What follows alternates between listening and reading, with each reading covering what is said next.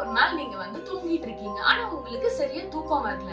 அதனால நல்லா காத்தோட்டமா இருந்தா தூக்கம் வரும் அப்படின்னு சொல்லிட்டு ஜன்னல்லாம் திறந்து வச்சுட்டு, ஓகே இப்பதான் நல்லா காத்தோட்டம் வருது, நம்ம தூங்கலாம் அப்படின்னு நினைக்கிறப்ப ஜன்னலுக்கு அந்த பக்கம் ஒரு கோரமான ஃபேஸோட ஒருத்தங்க உங்களையே பார்த்துட்டு இருக்கிறது மட்டும் இல்லாம உங்க ரூம்குள்ளேயே உங்க பக்கத்துல உட்கார்ந்து, ஏன் இன்னும் தூங்கல, கோ டு ஸ்லீப் அப்படின்னு சொன்னா எப்படி இருக்கும்?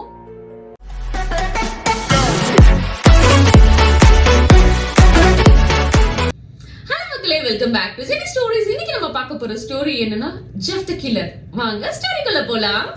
ஜெஃப்ன்ற ஒருத்தன் அவங்க அம்மா அப்பா அப்புறம் அவங்க அண்ணா லீவ் கூட வந்துட்டு இருக்க ஒரு குட்டி பையன். நம்ம ஜெஃப்க்கு ஒரு 13 இயர்ஸ் ஆகும்போது அவங்க அப்பாவுக்கு ஒரு ப்ரொமோஷன் கிடைக்குது. இதனால அவங்க வந்துட்டு இருக்க இடத்த விட்டு ஒரு புது நெய்பர்ஹுட்க்கு போக வேண்டிய சூழ்நிலையும் வருது.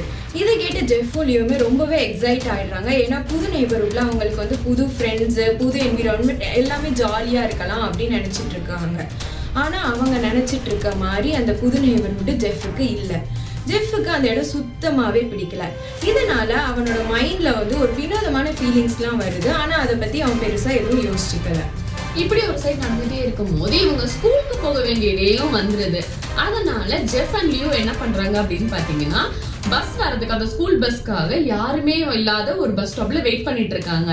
அந்த டைம்ல அங்க ராண்டி, கெய்ட், ட்ராய் அப்படின்ற 3 பேர் இருக்கிற கேங் வராங்க. இவங்க பாத்தீங்கன்னா அந்த ஏரியாலே கொஞ்சம் இந்த ரவுடிசம் பண்ற மாதிரி ஒரு கேங்னு வச்சுக்கோங்களேன். அவங்க இவங்க 2 பேரையும் பார்த்ததும், என்ன இந்த ஏரியாவுக்கு புதுசா, இங்க புதுசா எல்லாருமே எங்களுக்கு டாக்ஸ் பே பண்ணணும், கடற்கடை காசு எடுங்க அப்படின்னு சொல்லிட்டு மிரட்டுறாங்க. இதை கேட்டதும் ஜெஃப்க்கு பயங்கர கோவம் வருது. என்ன வந்தோம், நம்மளுக்கு ஆல்ரெடி ஃப்ரெண்ட்ஸ் கிடைக்கல, ஒரு மாதிரி டிப்ரெஸ்டா இருக்கும் போது இவனுங்க வேற யாருன்னு சொல்லிட்டு காசுலாம் ஒன்றும் கிடையாது, அதெல்லாம் தர முடியாது அப்படின்னு சொல்லிட்டு சொல்லிடுறான். இப்படி சொன்னதும் அந்த 3 பேருக்கும் பயங்கர கோவம் வருது. உடனே என்ன பண்றாங்கன்னா கத்தி எடுத்து மிரட்டுறாங்க, இப்ப காசு கொடுத்தாதான் உண்டுன்னு சொல்லிட்டு. இப்படி மிரட்டி லியோ கிட்ட பர்சையும் எடுத்துக்கிறாங்க. இதை பார்த்துட்டு இருந்த ஜெஃப்க்கு ரொம்பவே கோவம் வருது. அது மட்டும் இல்லாம அவன் மைண்ட்ல ஒரு வாய்ஸும் கேக்குது. என்ன வாய்ஸ் அப்படின்னு பாத்தீங்கன்னா, அந்த 3 பேரையும் அடிச்சு போட்டுரு அப்படின்னு தான். இதை கேட்ட ஜெஃப்க்கு ரொம்பவே அக்ரெசிவ் ஆகி அந்த 3 பேரையும் ரொம்ப பயங்கரமா அடிச்சு போட்டுறான். இதை பார்த்துட்டு இருந்த லியூ ரொம்பவே ஷாக் ஆயிடுறான். ஏன்னா இதுக்கு முன்னாடி ஜெஃப் இவ்வளவு கோவப்பட்டு மற்றவங்களை அடிச்சு அவன் பார்த்ததே கிடையாது. இப்படி சண்டை நடந்துட்டு இருக்கும் போது தூரத்துல ஸ்கூல் பஸ் வரதை பார்த்தோன்னா சண்டையெல்லாம் நிறுத்திட்டு ஸ்கூல் பஸ்லயும் ஏறி போயிடுறாங்க. எல்லாமே நார்மல் ஆயிடுச்சு அப்படின்னு நினைக்கும் போது அடுத்த நாள் மார்னிங் பார்த்தீங்கன்னா ஜெஃபோட வீட்டுக்கு போலீஸ் ஆஃபீஸர்ஸ்லாம் வராங்க. ஏன் அப்படின்னு பார்த்தீங்கன்னா, அவங்க அம்மா கிட்ட இந்த மாதிரி உங்க பசங்க வயலன்ஸ்ல ஈடுபட்டிருக்காங்க, ஒரு 3 பேரை காரணமே இல்லாம ரொம்ப பயங்கரமா அடிச்சு போட்டிருக்காங்க, இதனால நாங்க ஜெஃபை அரெஸ்ட் பண்ணி ஜுவெனல் டிடென்ஷன் சென்டருக்கு கூட்டிட்டு போக போறோம் அப்படின்னு சொல்றாங்க. இதை கேட்டதும் ஜெஃப்க்கு பயங்கர கோவம் வருது. நம்ம ரீசன் இல்லாம அடிக்கலையா அப்படின்னு சொல்லிட்டு போலீஸ் கிட்ட சொல்றான். என்ன சொல்றான்னா, இந்த மாதிரி ஃபர்ஸ்ட் அவங்க தான் கத்தியை காட்டி மிரட்டினாங்க, எங்க கிட்ட இருந்து மணி கேட்டாங்க, டிமாண்ட் பண்ணாங்க, ராபரி பண்ண ட்ரை பண்ணாங்க. ஸோ நாங்கள் எங்களோட செல்ஃப் டிஃபென்ஸ்க்காக மட்டும்தான் திருப்பி ஃபைட் பண்ணோம் அப்படின்னு சொல்லிட்டு அவன் சைட்ல இருக்கிற நல்ல விஷயங்கள் எதனால நடந்துச்சுன்றது டீடைல்ஸை கிளியரா எக்ஸ்பிளைன் பண்றான். பட் போலீஸ் அதை நம்புறதுக்கு ரெடியா இல்லை. ஏன்னா அவங்க கிட்ட ப்ரூஃப் கிடையாது, எவிடன்ஸ் இல்லை அப்படின்றதுனால. இங்க போலீஸும் ஜெஃப்பும் பேசிட்டே இருக்கிற டைம்ல இதெல்லாம் மேல லியோ கேட்டுட்டு இருக்கான். அப்புறம் அவன் நினைக்கிறான், இந்த மாதிரி ஓகே ஃபைட் நடந்துச்சு, இருந்தாலும் தம்பியை ஜெயிலுக்கு அனுப்புறது கரெக்டா இருக்காது, ஸோ நம்ம ஒரு ரெஸ்பான்சிபிள் பிரதர் நம்ம அந்த பழியை ஏத்துக்கலாம் அப்படின்னு சொல்லிட்டு கீழே வரான். கீழே இல்ல ஜெஃப்க்கும் இதுக்கும் சம்பந்தம் கிடையாது, நான் தான் சண்டை போட்டேன், நான் தான் அடிச்சேன், என் கையில எல்லாம் பாருங்க இந்த வெட்டு குத்து அந்த மாதிரி சண்டை போடும் போது நடந்த காயங்கள் எல்லாமே இருக்கு அப்படின்னு சொன்னதும் போலீஸும் ஓகே, சின்ன பையனா சண்டை போட்டிருக்க போறான், மேபி அண்ணன் தான் சண்டை போட்டிருக்கலாம் அப்படின்னு சொல்லிட்டு நம்ம லியோவை ஜுவெனல் சென்டருக்கு கூட்டிட்டு போயிடுறாங்க. இப்படி கூட்டிட்டு போனதுக்கு அப்புறம் ஜெஃப் ரொம்பவே டிப்ரெஸ் ஆயிடுறான். ஒரு 2 நாள் கழிச்சு பார்த்தீங்கன்னா ஜெஃப் ரொம்பவே டிப்ரெஸ் ஆகி ரொம்ப தனிமையா ஃபீல் பண்றான். இதை பார்த்துட்டு இருந்த அவங்க அம்மா ரொம்பவே கஷ்டப்படுறாங்க. சரி இப்படியே ஜெஃப்பை விட்டா வேலைக்கு ஆகாது, நம்ம பக்கத்து வீட்டுல எப்படியோ பர்த்டே பார்ட்டி இன்னும் கொஞ்ச நாள் இருக்கு, அங்க கூட்டிட்டு போகலாம் அப்படின்னு சொல்லிட்டு ஒரு நாள் அந்த பர்த்டே பார்ட்டிக்கும் ஜெஃப்பை கூட்டிட்டு போறாங்க. ஆனா அவங்க அம்மாவுக்கு தெரியல, அந்த இன்சிடென்ட் தான் அவன் லைஃபே மாத்த போற ஒரு மிகப்பெரிய இன்சிடென்ட். ஏன்னா அந்த பார்ட்டிக்கு அவன் சண்டை போட்டு அந்த ராண்டி கேங் மெம்பர்ஸும் வராங்க. அந்த இடத்துல வந்து அந்த ராண்டி கேங் மெம்பர்ஸ் வந்து ஜெஃப்பை பார்த்ததும் ரொம்பவே கோவப்பட்டு அவனை சண்டைக்கு இழுத்து அவனை இன்னைக்கு ஏதாவது பண்ணியே ஆகணும்னு நிற்கிறாங்க. அப்போ வந்து ஜெஃப் கிட்ட போயிட்டு சண்டைக்கு வா அப்படின்னு கூப்பிடுறாங்க. அப்போ ஜெஃப் வந்து நான் சண்டை போட்டதுக்கு என்னோட அண்ணா வந்து ஜெயிலுக்கு போயிட்டான், இனிமே எல்லாமே ஈக்குவல் ஆயிடுச்சு, சண்டைலாம் வேணா விட்டுருங்க அப்படின்னு சமாதானமா போயிடலான்றான்.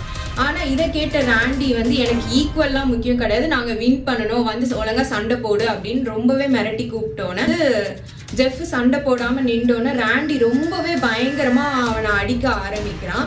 அதை பார்த்ததுக்கப்புறம் அந்த பேரண்ட்ஸும் மற்ற சில்ட்ரனும் வராங்க. அவங்கள தடுக்கிறதுக்காக கெய்த்தும் ட்ராயும் ஒரு கன்னை வச்சு அவங்கள மிரட்டி இந்த சண்டையை யாரும் தடுக்கக்கூடாது அப்படின்னு அவங்கள முன்னாடி வந்து நிற்கிறாங்க.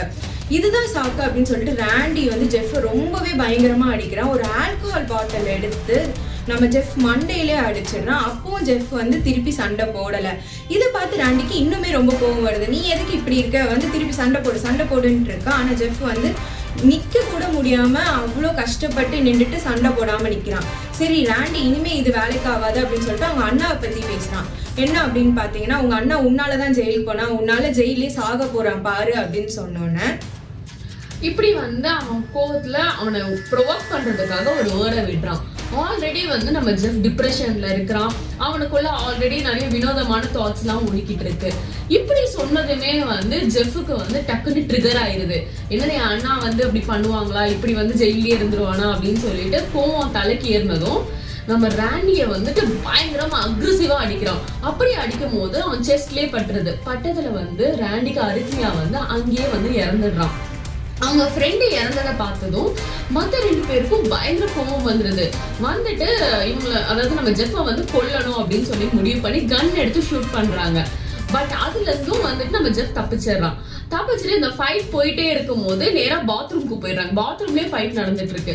அந்த டைம்ல என்ன ஆகுது அப்படின்னு பாத்தீங்கன்னா, கேத்தும் ஜெஃப்பும் பயங்கரமா சண்டை போடும் போது ஜெஃப் மேல வந்து ப்ளீச்சிங் பவுடர் கொட்டிடுது.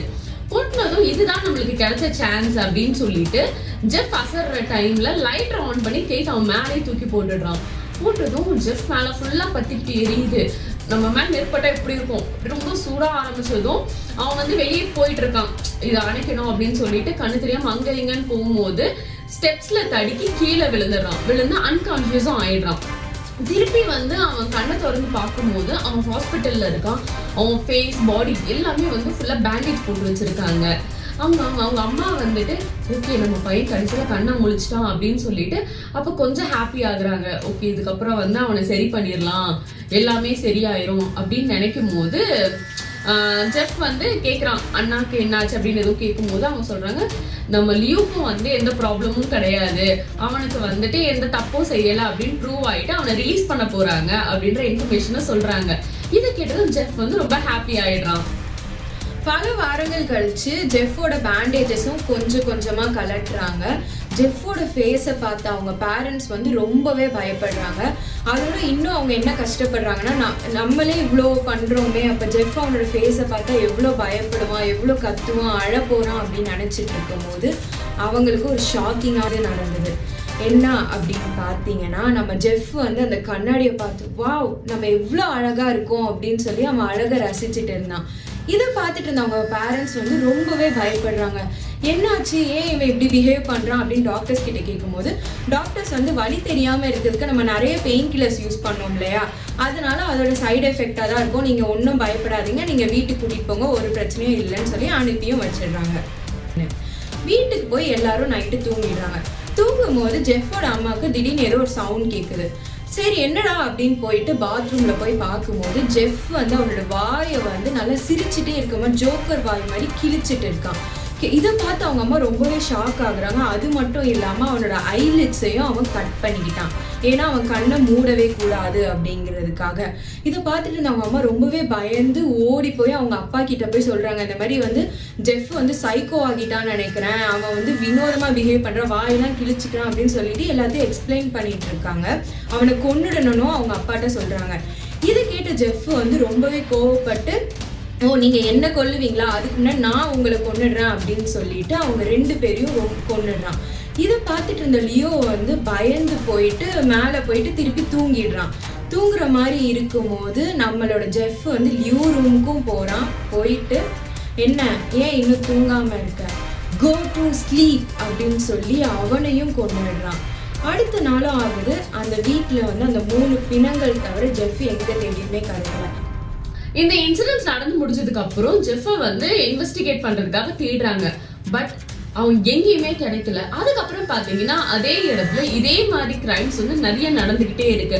இதுக்கெல்லாம் வந்து ஜெஃப் காரணமா இருக்கலாம் அப்படின்னு சொல்லிட்டு சந்தேகப்படுறாங்க.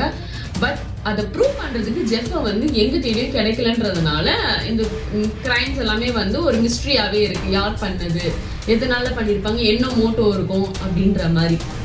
இதோட வந்து பாத்தீங்கன்னா இந்த ஸ்டோரி வந்து முடியுது. இந்த ஸ்டோரி வந்து பாத்தீங்கன்னா கொஞ்சம் ரியல் இன்சிடென்ட்ஸை பேஸ் பண்ணி ஃபிக்ஷனலா இவங்களே எக்ஸாகரேட் பண்ணி டெவலப் பண்ண ஸ்டோரி தான். இப்போ நாங்க சொன்னது வந்து ரியல் ஸ்டோரி கிடையாது.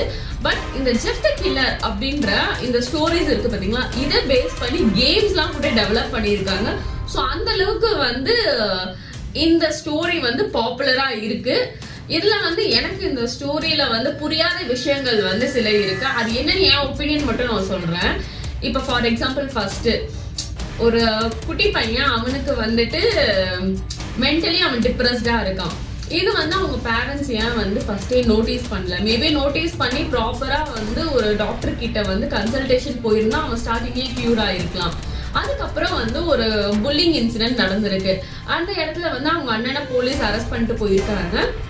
ஸோ அந்த பையன் வந்து ஐயோ நம்மளால தான் ஆயிருக்குமோ, நம்ம வந்து சண்டை போடலைன்னா வந்து அண்ணா வீட்டில் தான் இருந்திருப்பாங்க அப்படின்ற மாதிரி சில தாட்ஸ்லாம் அவனுக்குள்ள ஓடிட்டு இருக்கும். அந்த டைம்ல வந்து அவன் பக்கத்துல இருந்து ஒன்றும் இல்லை, இது உன்னோட தப்பு கிடையாது, இது வந்து ஒரு கோஇன்சிடென்ஸ்ல நடந்திருக்கு, நீ வந்து உன்னை டிஃபென்ஸ் பண்றதுக்காக தானே பண்ண, இது அண்ணா ரெஸ்பான்சிபிளா எடுத்திருக்காங்க, நம்ம பாத்துக்கலாம் அப்படின்னு சொல்லிட்டு அவனுக்கு சப்போர்ட்டிவா யாராச்சும் பேசினாங்களா? பேசி இருந்தும் அவன் இந்த மாதிரி ஆனானா அப்படின்றது எனக்கு தெரியல. ஏன்னா இதை பத்தி டீட்டெயில்டா அவங்க சொல்லலை.